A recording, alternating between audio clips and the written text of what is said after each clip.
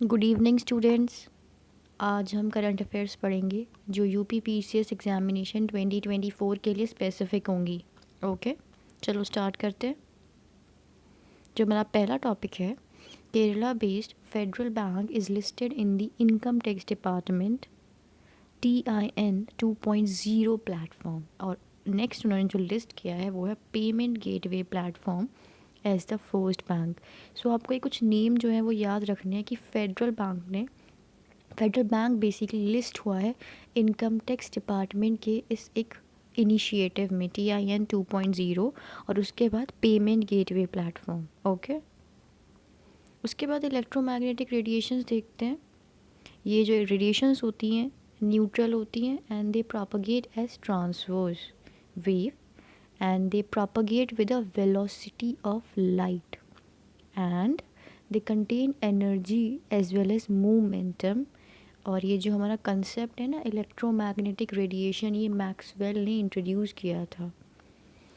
अब कुछ वेव्स होती हैं जो इलेक्ट्रोमैग्नेटिक नहीं होती, वो कौन कौन सी है? कैथोड, कैनाल, आपकी अल्फ़ा, आपकी बीटा, आपकी साउंड वेव्स, आपकी अल्ट्रासोनिक वेव्स। इलेक्ट्रोमैग्नेटिक जो रेडिएशंस होती है उन्हें हम रिमोट कंट्रोल में यूज़ करते हैं। अब जो भी चीज़ आपके घर में से आप रिमोट की मदद से यूज़ कर रहे हैं, जैसे कि आपकी टेलीविज़न, आप उसमें रिमोट का ही यूज़ करते हैं उससे ऑपरेट करने के लिए, तो उसमें कौन सी रेडिएशंस होती है कि बिना वायर के आप अपने टीवी को उस रिमोट से कंट्रोल कर पा रहे हैं?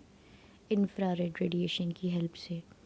माइक्रोवेव्स, उन्हें हम कम्युनिकेशंस, रेडार्स में, कुकिंग्स में, रेडार्स पता है ना क्या होते हैं, जो किसी चीज़ को फाइंड आउट करने के लिए हम यूज़ करते हैं। माइक्रोवेव जो रेडिएशंस होती है उन्हें हम कम्युनिकेशंस, रेडार, कुकिंग में भी यूज़ करते हैं, जैसे कि आपके ओवंस होते हैं। अब अल्ट्रा वायलेट रेडिएशंस को देख लो, उन्हें कहाँ यूज़ किया जाता है? फ्लोरोसेंट लाइटनिंग में, स्टेरिलाइजेशन में। स्टेरिलाइजेशन मीन्स किसी चीज़ का रिप्रोडक्शन हम रिड्यूस कर देते हैं, कम कर देते हैं, या फिर हम बिल्कुल ही स्टॉप कर देते हैं, उसे स्टेरिलाइज कर देते हैं, राइट। अब जो हमारी अल्ट्रा वायलेट रेडिएशंस हैं वही मुझे बताया ये कौन सी एटमॉस्फेरिक लेयर में पाई जाती हैं? स्ट्रेटोस्फेरिक। Okay, stratosphere. अब ये कुछ रेज हैं, ये नेम बहुत इंपॉर्टेंट हैं जो हमें याद रखने हैं। तो ये सारी रेज हैं, इनके नेम्स इंपॉर्टेंट हैं, हमें याद रखने ज़रूरी है। जैसे कि हमारी ये गामा रेज हैं, ये जो हेनरी बैकरल ने इन्वेंट की थी। एक्स रेज हमारी रॉन्गटन ने, हमारी यूवी जॉनन ने, विजिबल न्यूटन ने, इंफ्रारेड हर्शल ने। शॉर्ट रेडियो वेव्स जिन्हें हम हर्जन वेव्स भी कहते हैं, उन्हें हैंड्रिच ने डिस्कवर की थी। और हमारे जो लॉन्ग रेडियो वेव्स हैं, आपका एक फेवरेट फूड मैकरोनी ने डिस्कवर की थी। डेफिनेटली मैकरोनी इंसान है, फूड नहीं है। अब नेक्स्ट हमारा जो टॉपिक है कि एनुअल फ्रंटियर रिपोर्ट 2022-23 के अकॉर्डिंग, यहाँ पे 23 मिसिंग है। 2022 एक्चुअली, नॉट 23। जो फ्रंटियर रिपोर्ट थी वो environment, United Nation environment programme ने निकाली थी। और उन्होंने पता है क्या किया है? उन्होंने बांग्लादेश में एक सिटी है ढाका, उन्हें बोला है कि ये बहुत ही नॉइस पोल्यूटेड सिटी है ग्लोबली।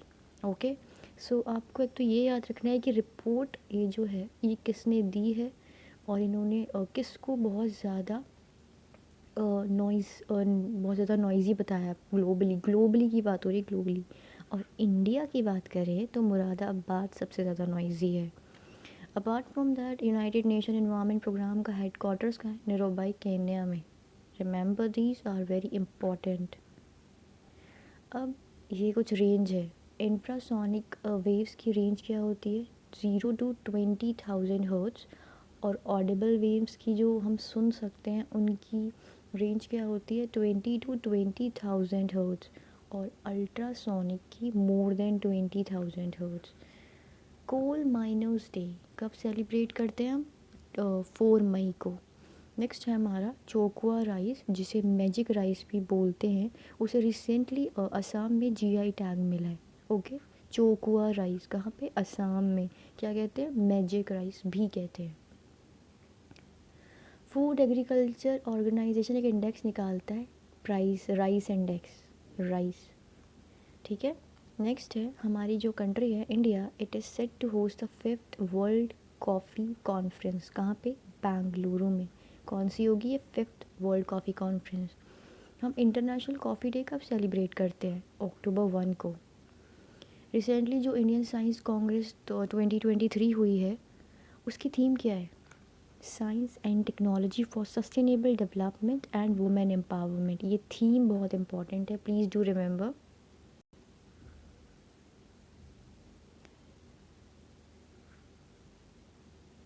नेक्स्ट हमारे पास है 108th annual session of Indian science Congress.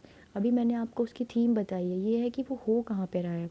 ये है राष्ट्रा असंत तुकोजी महाराज नागपुर यूनिवर्सिटी, तुकाडोज Tukadoji Maharaj Nagpur university. You have to remember this name as well. Okay, it was आपके 2013 के पीसीएस यूपी पीसीएस में पूछा गया था कि उस वक्त की मतलब आई गेस 2012 की इंडियन साइंस कांग्रेस कहाँ हुई थी, तो वहाँ पे भी जगह का नाम पूछा गया था। मैं आपको दिखाऊंगी जब ये सेशन पूरा होने वाला होगा। नेक्स्ट है हमारे पास लाइफ टाइम अचीवमेंट अवार्ड जो फिल्म फेयर में मिला है 2023 का, वो प्रेम चोपड़ा को मिला है। नाम याद रखेंगे।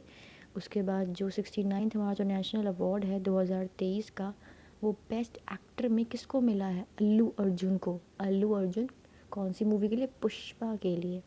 बेस्ट एक्ट्रेस का अवार्ड आलिया और कृति को मिला है for their Gangubai and Mimi. Next है हैदराबाद जो प्लेज है वो किस बारे में है? It is associated with biodiversity. Next 2023 का ब्रिक्स समिट कहाँ हुआ था? जॉन्सनबर्ग साउथ अफ्रीका में। उसके बाद जो यश भारती अवार्ड है, उसका जो नेम है उसे रिप्लेस कर दिया गया है गौरव, यूपी गौरव सम्मान से। अब यश भारती अवार्ड ना कह के, तो हम बात कर रहे थे कि एलिज़ाबेथ और ब्रिटेन के जो पीएम हैं उन्होंने विज़िट किया था जलियांवाला बाग। भाई इंसिडेंट भी काफ़ी पॉपुलर रहा है हमारी मॉडर्न हिस्ट्री में, राइट। तो आपको एक एग्ज़ाम में क्वेश्चन मिल सकता है कि कौन विज़िट किया था जलियांवाला बाग? तो हमारे एलिज़ाबेथ और ब्रिटेन के पीएम ने विज़िट किया था, ये याद रखेंगे। नेक्स्ट जो हमारा टॉपिक है वो है टाइम मैगज़ीन के बारे में। टाइम मैगज़ीन ने वर्ल्ड की कुछ ग्रेट प्लेसेस को अपनी मैगज़ीन में लिस्ट किया है, जिसमें से हमारे भारत की कुछ 2 प्लेसेस भी हैं। और भाई बहुत इंपॉर्टेंट टॉपिक बन जाता है ये आपके यूपी पीसीएस के लिए। और वो कौन सी जगह है? मयूरभंज उड़ीसा और यूनियन टेरिटरी ऑफ लद्दाख। ठीक है, नाम याद रखेंगे। नेक्स्ट है हमारा एस राजामौलीस आरआर। ये जो फिल्म थी, it became the first Indian film to win Oscar. और वो भी क्यों? अपने गाने की वजह से। ठीक है। अब भाई बेस्ट पिक्चर का अवार्ड किसे मिला है ऑस्कर में? It is everything everywhere all at once. नाम याद रखेंगे। 2023 का बाल कृष्णा दोषनी, इनको पद्म विभूषण मिला है। नाम याद रखेंगे, बाल कृष्णा दोषनी। 2023 का प्रिटकर आर्किटेक्चर प्राइज़ किसको मिला है? डेविड चिपरफील्ड को। 2023 का प्रिटकर।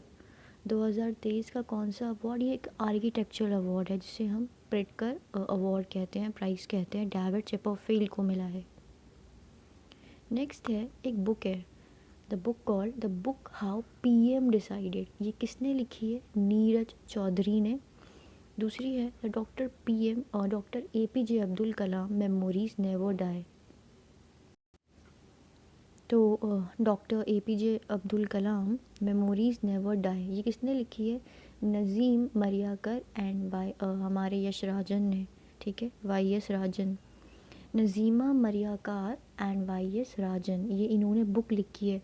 डॉक्टर एपीजे कलाम तो हमारे भाई फेवरेट रहे हैं, एग्ज़ाम्स में बहुत देखा जाता है इनसे रिलेटेड टॉपिक, तो ये भी आपको याद रखना है। ओके। उसके बाद आता है नॉइज़ पोल्यूशन। हम कब कहते हैं कि नॉइज़ पोल्यूशन है? जब 80 डीबी रिकॉर्ड होता है। 80 डीबी, डीबी क्या है? डेसिबल। डेसिबल एक यूनिट है, DECIBEL, साउंड की यूनिट, जिससे हम साउंड को रिप्रेजेंट करते हैं। जैसे कि आप करंट को किससे रिप्रेजेंट करते हैं? एम्पेयर। एम्पेयर एक यूनिट होती है, राइट। सिमिलरली साउंड को हम डीबी से रिप्रेजेंट करते हैं, डेसिबल। नेक्स्ट हमारा जो टॉपिक है वो है न्यूक्लियर प्लांट। मतलब वर्ल्ड में किस कंट्री में कितने न्यूक्लियर प्लांट है। तो ये आपको याद रखना है क्योंकि आपको अरेंजमेंट में ये मिल सकता है। यूएस में 94 हैं, फ्रांस में 56 हैं, उसके बाद जापान एंड देन आपकी रशिया। ठीक है, ये अरेंजमेंट याद रखेंगे। अब ये बहुत इम्पॉर्टेंट है, please make a note of it. ये कुछ डिसीज़ेज़ है। द मैरस्मस डिसीज़, ये क्यों होती है मैरस्मस डिसीज़ या डेफिशिएंसी? प्रोटीन की वजह से, कार्बोहाइड्रेट लिपिड्स की वजह से। उसके बाद है वाशियोरकर, भी क्यों होती है? वाशियोरकर होती है प्रोटीन की कमी की वजह से। और पैलेग्रा होती है नियासिन की कमी की वजह से। नियासिन क्या है? आपका B3 विटामिन है, वन ऑफ द विटामिन। उसके बाद B5 की वजह से क्या होती है आपको? पेरिस्थीसिया। ठीक है, पेरिस्थीसिया B5 की वजह से डेफिशिएंसी की वजह से होती है। विटामिन ई की डेफिशिएंसी की वजह से फर्टिलिटी कम हो जाती है। और B7 के वजह से आपको स्किन प्रॉब्लम्स, डर्मिस की और एंट्राइटिस की प्रॉब्लम हो जाती है। B2 आरबीओ फ्लाविनोसिस हो जाती है, जिसकी वजह से आपको आरबी फ्लाविनोसिस हो जाती है। ये नाम याद रखेंगे क्योंकि ये आपको एग्ज़ाम में बहुत कंफ्यूज करते हैं। B6 की कमी की वजह से आपको एनीमिया हो सकती है। और B6 के वजह से अगर इसकी डेफिशिएंसी होगी तो अपने सपने याद नहीं रख पाएंगे। विटामिन की बात करें, के की, तो भाई ब्लड को क्लॉट नहीं होने देता, क्लॉटिंग में हेल्प करता है, क्लॉटिंग नहीं होने देता एक्चुअली, क्योंकि अगर क्लॉटिंग होगी तो भाई फ्लो नहीं कर पाएगा ना। नेक्स्ट है आपके फैट सोल्यूबल विटामिन कौन से होते हैं? ADE के। और वाटर सोल्यूबल विटामिन कौन से होते हैं आपके? WBC। वाटर सोल्यूबल याद है कैसा तरीका है? आप ये याद रख लो, WBC यानी कि वाइट ब्लड सेल। तो वाटर में डिज़ोल्व होने वाले कौन से हैं? BNC, WBC, white blood cell. Okay, vitamin D की बात करते हैं तो उसे कैल्सीफेरॉल भी कहते हैं। ठीक है, याद रखेंगे। नेक्स्ट है, ये कुछ टर्म्स हैं। इकोलॉजी टर्म किसने दी थी? अर्नेस्ट और हैकेल ने। और बायोडाइवर्सिटी वॉल्टर ने। बायोडाइवर्सिटी हॉटस्पॉट किसने दी थी? नॉर्मन मेयर ने। और टेक्सोनॉमी APD कैंडोली ने दी थी। ये बहुत इम्पॉर्टेंट है, याद रखेंगे टर्म्स। उसके बाद आता है टाइगर मॉस्किटो।